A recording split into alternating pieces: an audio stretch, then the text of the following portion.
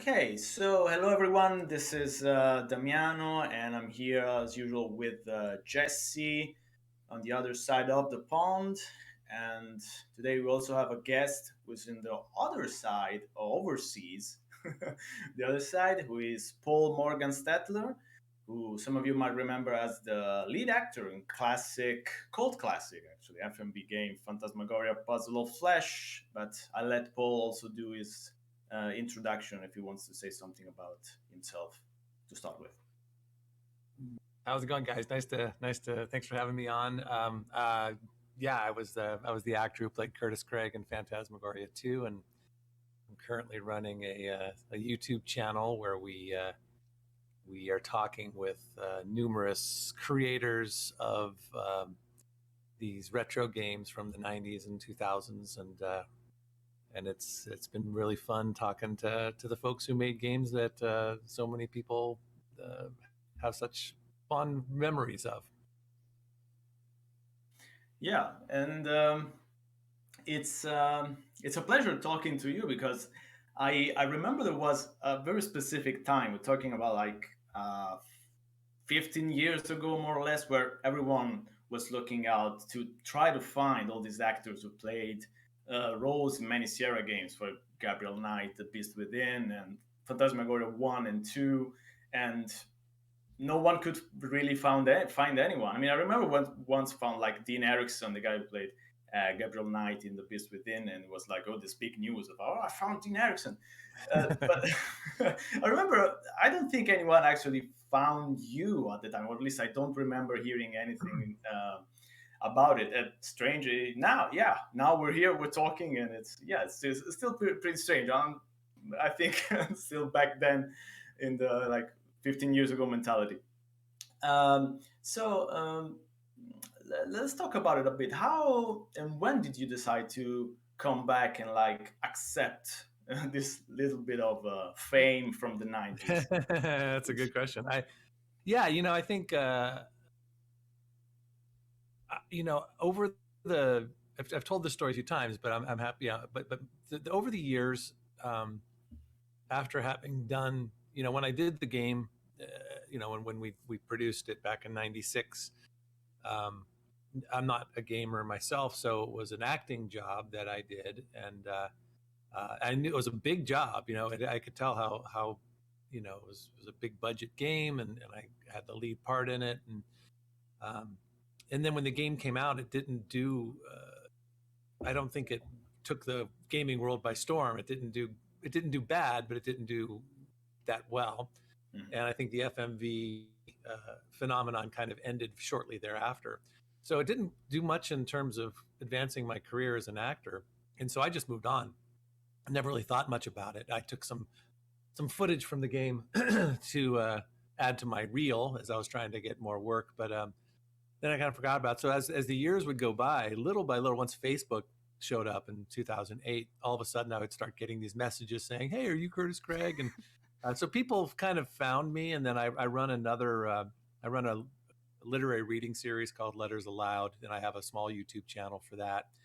And so all of a sudden I was getting more subscribers, and people, I could tell that the people that were subscribing were people who were fans of the game, but no one ever reached out. I think I got I did like a couple of interviews, like I think on the 20th anniversary, Bloody Disgusting asked me to do something. And but when I'm sure you're aware of like Spoonie's classic, playthrough of that, and I got a lot of response there. But because that was such a funny kind of making fun of the game, which it totally deserved, it didn't make me want to necessarily run out, because I just felt like everybody was kind of making fun of it. I wasn't sure if the people would enjoy it, if it had any real value beyond it just being a B movie kind of schlocky horror game. So all that said, long story short, last year, or I guess in 2020, I realized that 2021 was the 25th anniversary of the making of the game. We were stuck in the pandemic. All of my work that I do, which is being in front of the public, was dried up, and I didn't have. So I had some time on my hands, and I just thought, well, maybe this would be a good time to see if people are interested. And I put out a little video saying, hey, I'm back, and I got a lot of response. And so I spent all of 2021 reaching out to the creators of Phantasmagoria too, the director, actors, writer, composer, and we would have these monthly conversations, and I would just get them to tell me their memories. And so I posted all that on our Conversations with Curtis website. And so we did a whole year of kind of an oral history project of that. And it got a lot of response, all around the world. I mean, in fact, I'm talking to you guys. And then we finished that up, and it didn't seem like anybody was ready to be done with it. And I was really enjoying it. So now we're starting to branch out to other games of that era and talking to more people. I played Phantas 2 for the first time in my life. I've never done that before. That was a surreal experience. And I'm playing Phantasmagoria 1 right now with the actress who played Adrian. So it's fun. I'm having a really good time, and the fans have been incredibly supportive, and so all kinds of cool stuff is coming of it. I never would have expected. Yeah, you never know what's going to happen, right? That brings me like, I mean, yeah, you say that. The 90s was kind of, I mean, we know like video games have grown exponentially since then, but did you just kind of treat it as a smaller job on your way to something else, or did you ever see it kind of becoming the kind of cult icon it has? No way. I didn't know. I had hoped that when it came out, because it was this, I remember the Los Angeles Times had a big cover section on their arts and entertainment, Sunday edition, and there was a picture of Dean Erickson and me. He got to look really handsome. I had the crazy eyes. I looked like a zombie, but that was on the cover, and so it really was all about this new phenomenon of FMV games. And my thought at the time was, I might be at the beginning of something that can be really big, and it could have been had that somehow continued on, but it died quickly, and so it just didn't seem to me that, and no one came calling. There was no more FMV games. I wasn't getting other video game offers, so I just kind of moved on, didn't think much about it. Since now you've played a few adventure games, but you never were a gamer before, if I remember. No. Few streets, you basically never played a game, or maybe just casually played a couple times, but you never were a gamer. So how does it feel to get into games and into adventure games, like at this stage in your life? How does it feel? Yeah, if I had, if I had more time, I've got a couple of kids, and I'm busy with Conversations with Curtis, and I've got a lot of plates spinning as an actor and other things. But now that I've played the two Phantasmagorias, I'm playing Gabriel Knight. So I'm playing all these games that my fans just grew up with and loved as when they were younger. It's fun. I'm really enjoying it. It's a different experience playing it, because like with all the interviews I've done, I went and grabbed a lot of footage. So I've seen the footage, and the footage by itself, not in the context of the game, for all these games are pretty, they don't hold up very well. But when you're in the game itself, it does create a mood, and it creates an environment. And there is those 90s games, at least, there were just these bizarre long scenes that really don't go anywhere, and and right now everything that you do has to happen like that. Everything has to move towards, so we're so used to quick, fast takes, and you have to get some kind of payoff.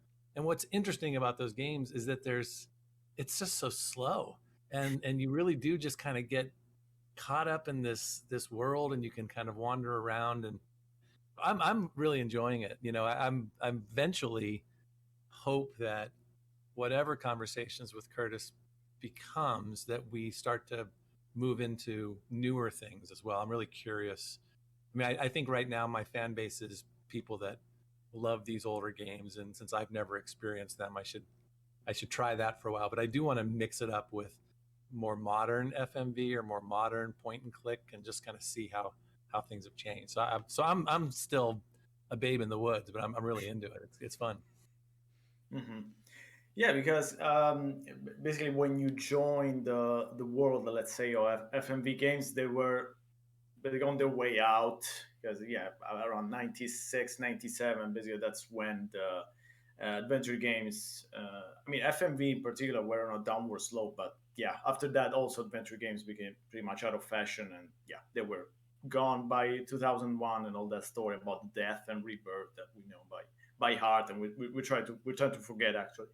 But yeah, the FMV games have come back recently, around 2016, 17. I've seen a few FMV games come out, and it's interesting to play them because they've gone back to kind of a different style. So instead of big budget, like famous actors, for example, I don't know if you've seen like Ripper, that has Christopher Walken. Right. So yeah, so it's like big name I actors. know of it. I haven't played it yet, but I remember reading about it. Yeah. That one is quite terrible to play. So a word of caution.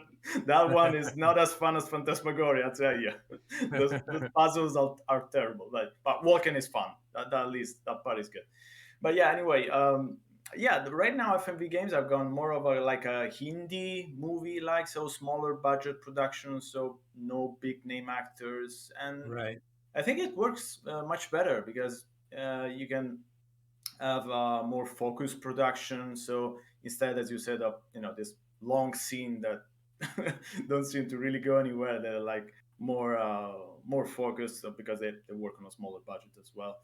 And Yeah. the actors are also pretty good. I think some of them also came from the theater, so they're pretty good all around. There's no B movie feel. I mean, there's a bit of a B movie feel in some of them. For example, in The Bunker. But yeah, it's good to see them come back and do Yeah. something also different. Yeah. I had a chat with Tim Cowles, who runs Diavecchi Studios, and they've done a number of their indie FMV, and it sounds really cool. Yeah, again, I'd look forward to playing those at some point. Yeah, and it's neat that they're doing this. My question to you guys is, do you think there would be a market, like a real market, for if I've since I've started this, the fans kind of, and I know it's just it's a thing, but like everybody's like, oh, let's do a Phantasmagoria 3 and let's get all these people together and let's make this happen. And it sounds fun and interesting, but like, would there be a market for another, like a big budget throwback game to some, to harkening back to like these Gabriel Knight games, or these Phantaz games? Would could you get a budget to actually do it the way they did it before, with sets and locations, and especially at least the way we did it with Phantaz 2? And B, would it have the fan base that it would make it worthwhile to pay for itself and make a profit? Jesse? I mean, yeah, the closest I think we've come is the FMV game Erica, which released a couple of years ago, and I think that had some Sony money behind it. Yeah. And it was really well received, so I think there could be. What do you think, Damiano? I think the problem, it's not that it couldn't happen. The problem is finding the fan base that you mentioned, Paul. Because back in when you did Phantasmagoria, back when the FMV games were still very much in fashion, there was really no such thing as an interactive movie, like I mean, big budget production with special effects and good actors that could also tell a good story. I mean, sure, there were a few like action games, arcade games that had a story, like a narrative, but there were quite few of them. So, but basically, the level of interactive movies before Phantasmagoria was like those Sega CD games that were quite terrible, like Sewer Shark, all that stuff that I hope you never play, because that's that's pretty I terrible. played 3 games in my life, so at Yeah. this point, um, but today, I mean, the problem is that if you want those like kind of big budget experiences, those like special effects and a good narrative and good actors, good voice actors, you don't really need an adventure game. You could have like, action adventure, like Horizon Forbidden West. I don't know if you heard of the name, like those big budget like series that come out on the PlayStation 4, PlayStation 5. So the idea of making an adventure, so like like the old style adventure, so basically a game that has puzzles that you need to solve to right. proceed through the story, is a bit of a retro idea. I think that's my main problem. I mean, not my main problem. I mean, I would like to see it, but the problem with trying to find mainstream audience, because the moment that you tell an audience today, like that's accustomed to playing games, you tell them, no, you have to pause and think to get through this story. I think you lost a few people there. Yeah. You lost it. Well, I have to do what? I have to think? Hold on, forget it. I mean, you say that, but I mean, Monkey Island's coming back, so maybe, I'd love to see a big budget FMV game. I would. Yeah, I don't know. It seems to me that again, I don't think I'm the person to spearhead this, because it would be huge. I mean, in the way I'm envisioning it, it would be, because I think Phantasmagoria 2 back in 1996. I think the budget was well over $4 million, and I think it ballooned way past that. So I think that they probably spent upwards of $6 or $7 million on that. And I've heard these numbers, so I don't know if they're true, but I know it's in that range. And so 2022, what is that? That's probably $15, $20 million, right? Yeah. So who would ever take that kind of a risk, unless it was a fan, and I'm not I think that here's a question, but it's another thing, is like, I know that, having, the more I do this, the more people who love this stuff are finding me. And I've got a fairly nice group of people that found me early on and have been sticking with me. I know that there is a much bigger fan base out there that I haven't figured out how to get to yet. And so I guess that's the question too, is that fan base big enough where like a Kickstarter kind of campaign could do the thing that it would take to get something like this moved on. It's just little, the more I hear people talk about it, the more it makes me curious. But I'm just kind of wanted to throw that out there and see what your guys' thoughts were. Yeah, go ahead. No, I think probably crowdfunding would be a good way to go for something like that. I mean, there's a lot of things that get big budget money, a lot of projects that get greenlit that way with big budget money. Yeah. Well, have you guys heard about this this little Kickstarter campaign that we're doing with those?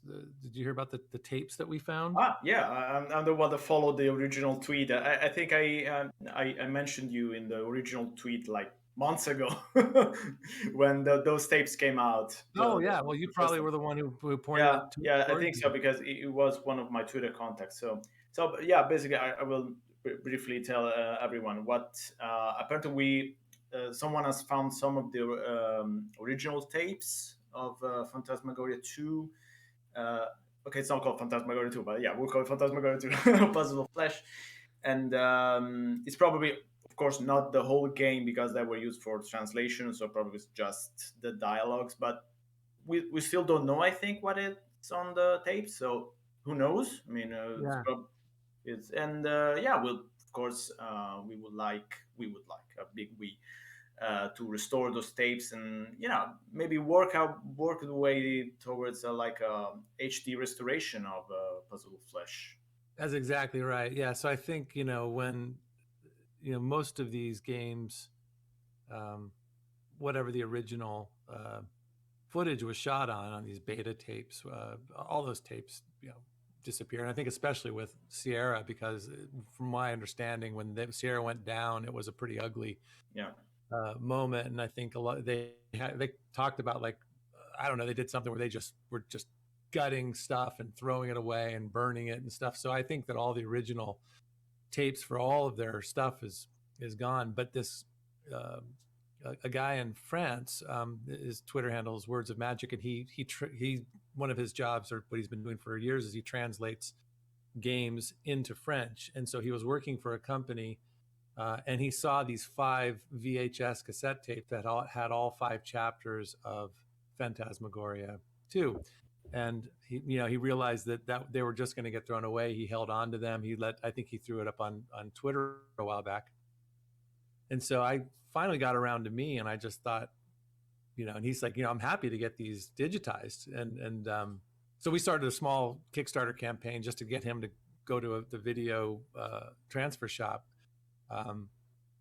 And he just went in the other day, and it looks like it's pretty good. It looks like, as you said, Damiano, it looks like it's only the spoken scenes because it was for translation. Yeah. But it looks like the quality is pretty decent, and it could be a baby step towards getting the game remastered. I know that the Tex Murphy and I think is working on a huge remastering of their games, and the stuff that they've been showing looks pretty amazing. And so maybe this is something that can kind of get us towards something like that with Phantas 2. So we'll see. Yeah, we still have to figure out what's on the tapes and all that. But yeah. Mm-hmm. Yeah, because as you mentioned, the game is kind of a cult classic because it's a bit of a like a horror B movie in a way. So there's lots of funny scenes in a way, and of course there's well, they went out of their way, right? Back then they really were trying to push the envelope in terms of how much blood, gore, sex, adult material. They took it to a degree that I don't think any other games had done, prior to that, right?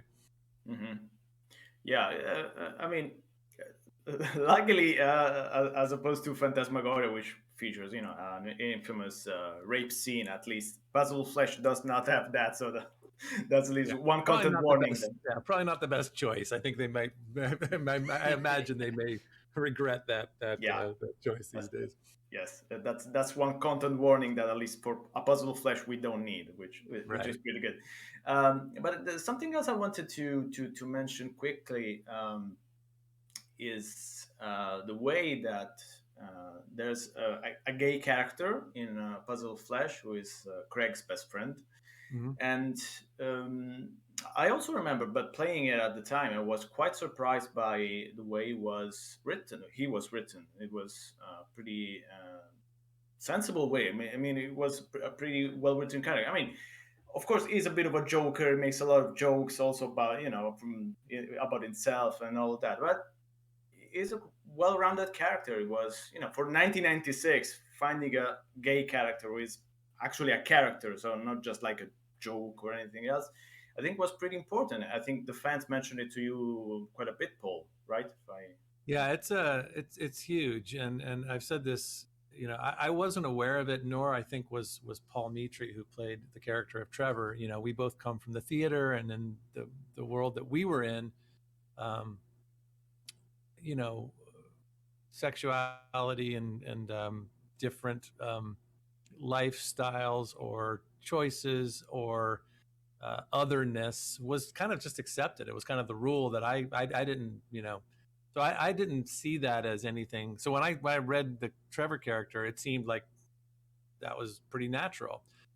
What I didn't realize, for the gaming world, for people who aren't in this kind of liberal bubble that I've been in terms of acceptance, it was a brand new thing for people to see a character who was gay, who wasn't a stereotype, who was actually a really cool guy, and who wasn't coming on to people. In fact, when Curtis comes on to Trevor's like, no, this is not what, he was more of a good friend. He was someone who was by far the most sensible character in the game, I thought. And so, yeah, I didn't realize at the time what a departure that was, and how many people that was their first experience seeing a positive homosexual character, and they went, "Oh, that's new," and I think it really made a big deal for a lot of people, and I'm really happy to be a small part of that. Mhm. Yeah, because unfortunately, this is an industry which still struggles with issues of representation, especially in the LGBT like world. And I mean, things are getting better, of course, but yeah, as opposed, of course, to what you mentioned, like the theater or yeah, other more liberal places. Yeah. Yeah, we're still quite a few years behind, of course, maybe a few decades. I don't know, but yeah, I mean, things are getting better, and yes, but I I Yeah, agree that because Trevor. Lorelei, who wrote that game, and I really give her credit, and Sierra, I guess Roberta and Ken for just greenlighting it. But not only was she giving positive representation of homosexuality and bisexuality, but she was also like, she was exploring, BDSM culture and things like that. And again, doing it in a way that wasn't too cringy. It was showing, here's a world, here's what people are into, and and they didn't make fun of it. So again, she I think she was doing some really interesting things for for a game like that.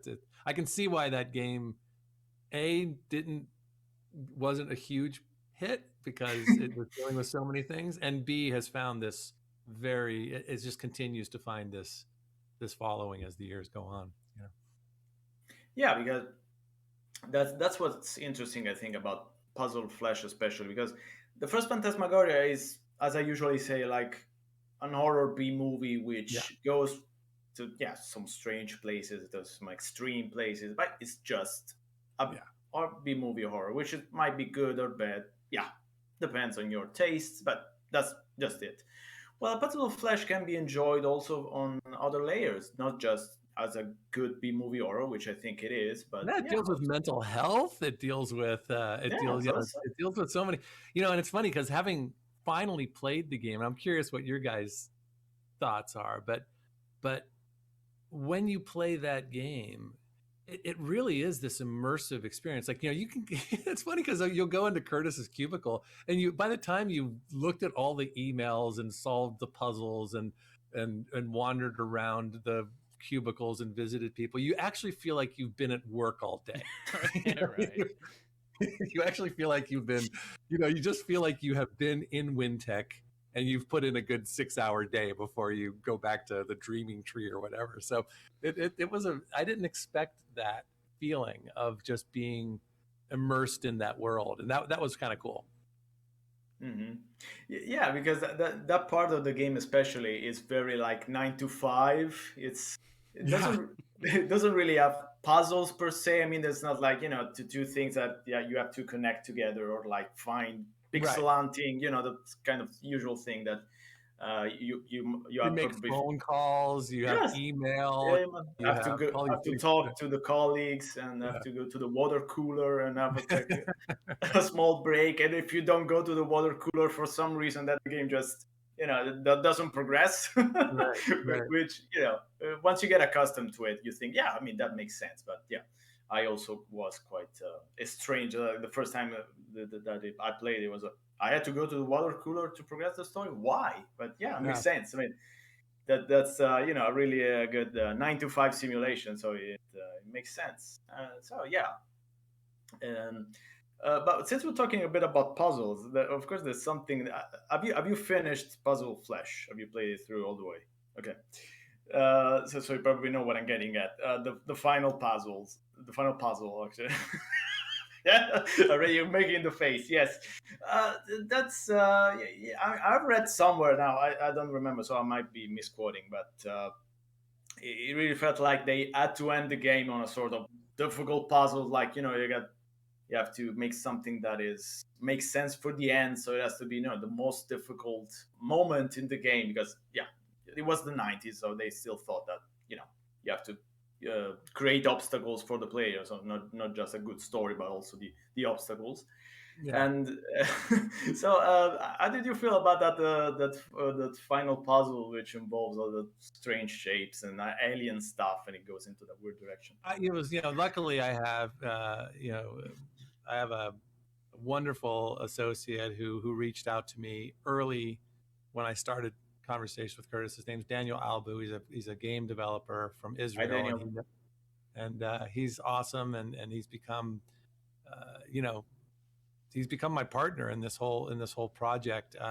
He knows the game like the back of his hand. He knows this world really well, so he was able to guide me through that. I could never have done it on my own, and I don't know if anybody can. Right? I'm sure you all had to find some kind of online guide or something. Although that said, what was fascinating is I was going to try to look this up, but I don't think I can find it this easy.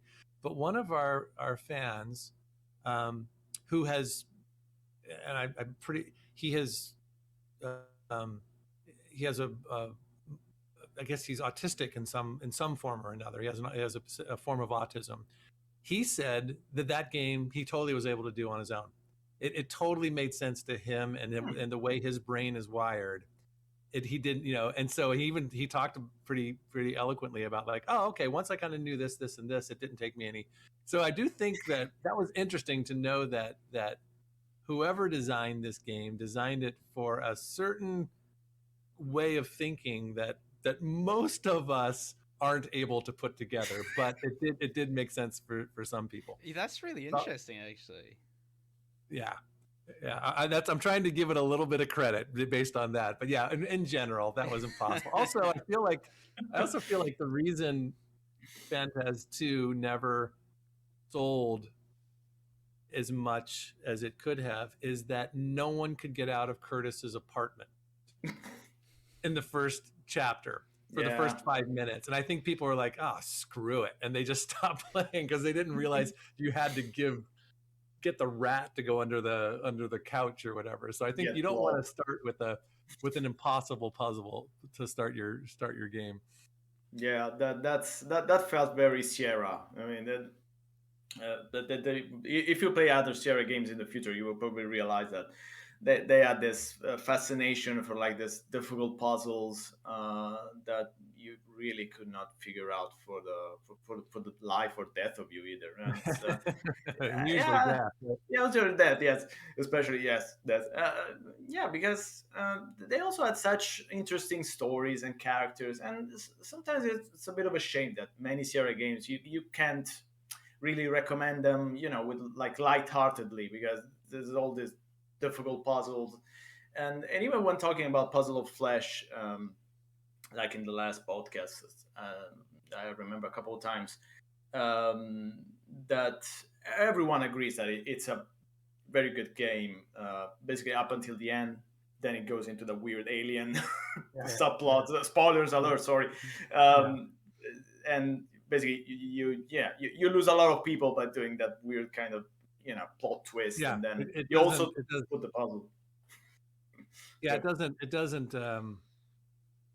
I mean, I've talked about this a lot, but they ran out of money, and so they weren't able to realize the ending that they had in the manner that they did at the beginning. Early on, I mean, they were very ambitious in that they the cinematography, the lighting, the fact that they used real sets, the fact that we went on location, unlike Gabriel Knight and Phantas 1, they really went for a really cinematic look, and they achieved that, but they didn't pace themselves well. So there are moments of the game that are just gorgeous in terms of how they're shot and put together if you just look at it from a cinematic point of view. But then by the end, it's just like cameras set up, a light here, and then green screen, and then let's get done. So it doesn't hold up, and I can see why people probably got frustrated near the end. Another thing that is connected to what we've been talking about, as someone who has never really played a game, do you think point and click adventures are a good genre that one might be introduced to the world of gaming? What do you think? Yeah, I mean, I really like it. Like right now, playing Phantasmagoria with Victoria Marcel Hemmingsen, who played Adrian. So we're playing. We're just doing an hour and a half every Monday, and it's really fun. And right now we're just in chapter 2, and so there hasn't been any, the horror hasn't, we're still just wandering around and finding things, and so it hasn't been particularly exciting in terms of what's going to happen next, but it's been really fun just kind of trying to see what we can find, and getting the lay of the big house and where we can go. And so I do think there's something about being able to play a game where you're not immediately being shot at, or that it's not a first person sort of go, where you can really just relax for a little while and sort of get the lay of the land, and then pick up clues and stuff along the way. I'm finding it really really fun. I think that I know that if I continue my life as a gamer, my new life as a gamer, I'm not going to gravitate towards first person shooter stuff. It's not my thing. Or any first person sort of going and having to defeat all the evil coming my way quickly. That doesn't interest me. The only other game that I've ever played, and I might want to do this as a stream just because I had so much fun, was my family and I were visiting a museum of pop culture in Seattle, and they had this indie gaming room up there, and my son sat down and he started to play this game, which turned out to be a game called Inside. I'm not sure if you guys have ever heard of it, but it's the same people it's the same one that made Limbo, and it's just it's a 2-dimensional. It's just like you can go left or right, and then you can just grab things, and it gives you no context. It's this little boy who is just trying to get from one place to another, and things are coming, and he can die numerous times, but it's so artistic and it's so moody. And I spent 4 hours, I spent 4 days, of course I got lost a bunch of times, so I had to look things up, but that was a very immersive experience that I was like, okay, if these types of games are out there, I'm in. I'm so into this. I love it. And so yeah, I am interested in finding more games like that, or more, I'm not sure if I'm answering your question, but I do think it's really neat to know that this stuff is out there, and how much work and attention to the art detail and storytelling. And, I like with stories to not know what's going on. I like to have to, I like that they don't always tell you that you have to, like at the end of that game, still don't know. I'm still like, what the hell was that? And do you know the game, Jesse? Are you aware of it? Yeah. I know what you're talking about at the end there, where you kind of pop out and roll down. It's like crazy. And so like I've read all these fan theories, and one of them that blew my mind, I'm not sure if it's true, is like, because you're following this little boy, and he's going through all of these places, and you don't know where he's trying to get to, and if you don't do it right, he gets killed along the way. And someone posited that the little boy is a cancer cell, and that the world is our body, and that the world is trying to kill the cancer cell so that it can continue to live. But if we as the cancer cell can keep getting through, then we end up ultimately winning. And so I thought, oh man, that's a whole new, so that kind of blew my mind. But I love interpretation like that. I love that you can kind of see something and turn it around, and that the game merits that. Mm-hmm. So basically, we need a David Lynch video game. More David Lynch video game, exactly. For sure. We address you're both Twin Peaks fans, so we'll welcome a Twin Peaks. Is there a Twin Peaks video game? There should be. We wish, yeah. I did recently a little mock-up in Photoshop with actually a Sierra game. I modified a few things to make it look like Twin Peaks, and everyone went, a bit crazy on Facebook saying, "Oh, I want to play it. Where is it? Where is it?" I was like, "Sorry, guys." It doesn't exist, unfortunately. Yeah, So good. You dangled a carrot and then pissed everybody off. yeah. I know. I think you make a good point with Inside. Like, I think there's a lot of good sort of, you know, uh, a good argument to be made for video games as art. I think a lot of people just think it's Fortnite or running around and silly stuff, but there are a lot of games out there like Inside that make you think and kind of you can only get that experience through actually playing, you know. And as you play on and you start thinking, am I the bad guy? You know. Yeah, exactly. Yeah, at first you think, oh, it's just this little boy. He's so cute. I want him to be safe. But then you think, well, wait a minute. Why are so many people after him? And what is the thing? Is that it's really cool, and it gives you no answers. That's the best part. Is it leads. It basically says you decide what you just went through. You know, and I love that, and I love that people have all these theories about it. It's really fun. Sorry, I got off on a whole different subject, but yeah. So all this said, I am slowly turning into a appreciator of games. Which ties into my next question. You talked a bit about it, but what are the future plans for Conversation with Curtis? I'm. That's a great question. I mean, right now, it's just me and it's Daniel and that's it. And so we've got a Patreon group that has been supporting us. It's modest, and so it is only right now it can only be a part-time sort of labor of love, and so only so much time can be put into it. So right now, with our resources and the allotted time I can put in, it's my thinking is there's a lot of fun playing these games, and there's people getting a kick out of, especially since I get to play with maybe like Victoria. It's a unique thing to have the lead actor in a game play that game for the first time. There's not a lot of those games out there, but I do think it maybe one of the things I can do is find a game that people love and then reach out to either the maker of that game or someone who is very vital to the making of that game, and see if they'd be willing to play it with me. So like basically playing some of these games with the people who made them is one thing. Continuing these conversations, because I feel like what I'm most interested in is it seems to me that these games, point and click adventure games from before, people are realizing that they were a real stepping stone to where we are right now, and that not a lot of people are giving them voice, and like they're all getting older. We're all getting older, and so to be able to create like a place where some of your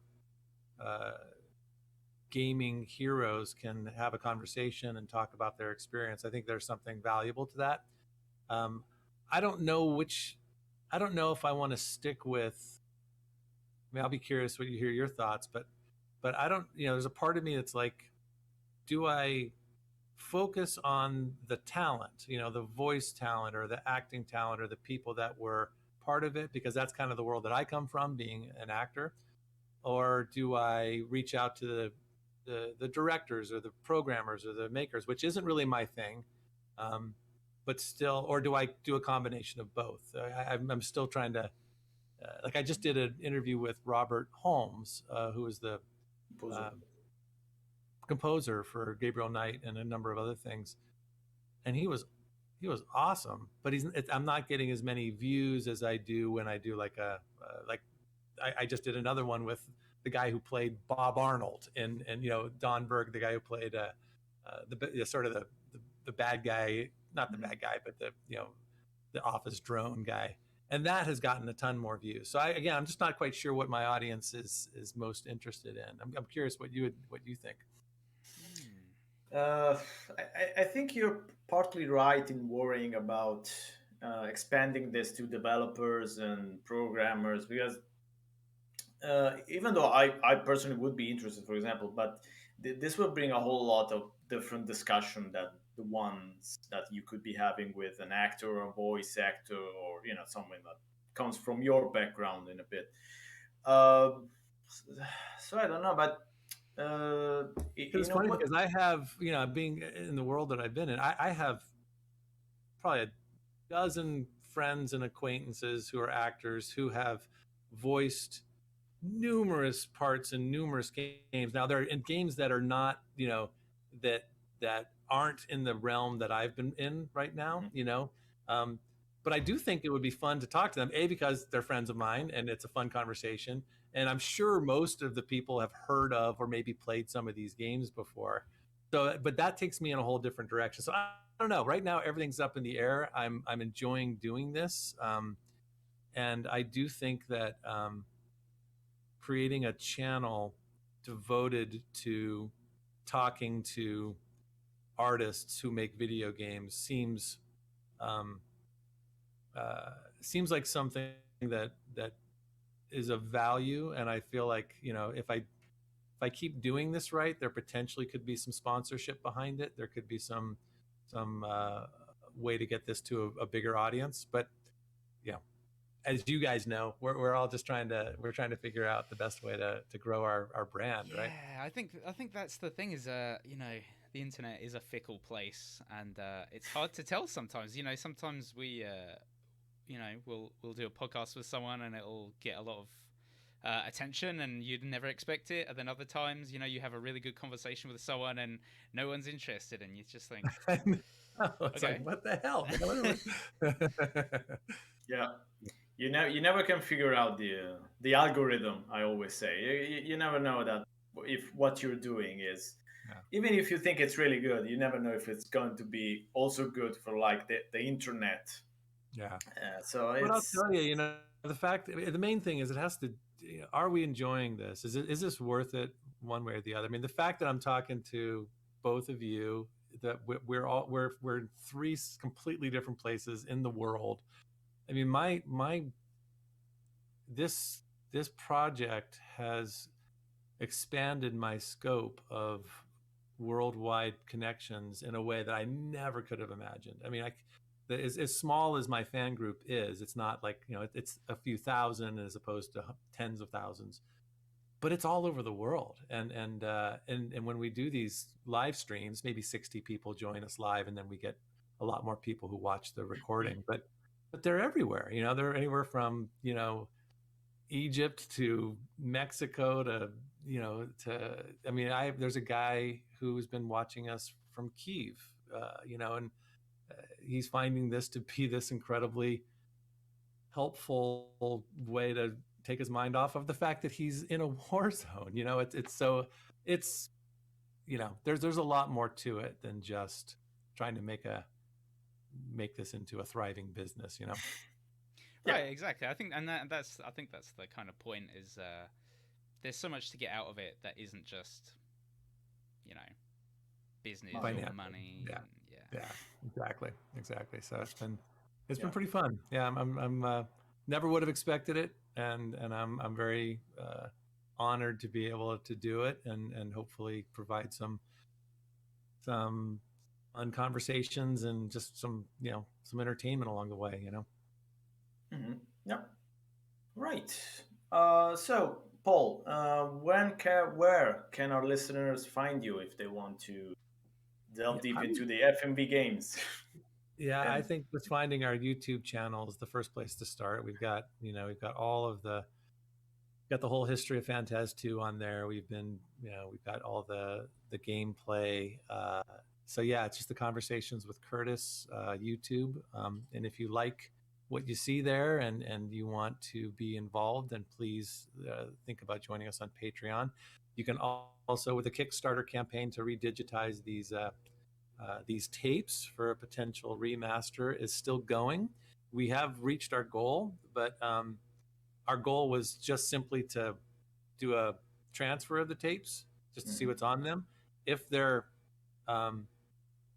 as good as we hope they'll be, then there's going to be a lot more money we need to raise to upscale them and to get them to the level that it would take to do So while we've reached our goal, whatever money we make be above and beyond that's going to be earmarked for you know for upscaling later on. So please, you know, if this kind of thing is of interest to you, then you could certainly join us on the Kickstarter campaign. But yeah, those are the big things that are going right now. So yeah, Patreon, YouTube, and Kickstarter.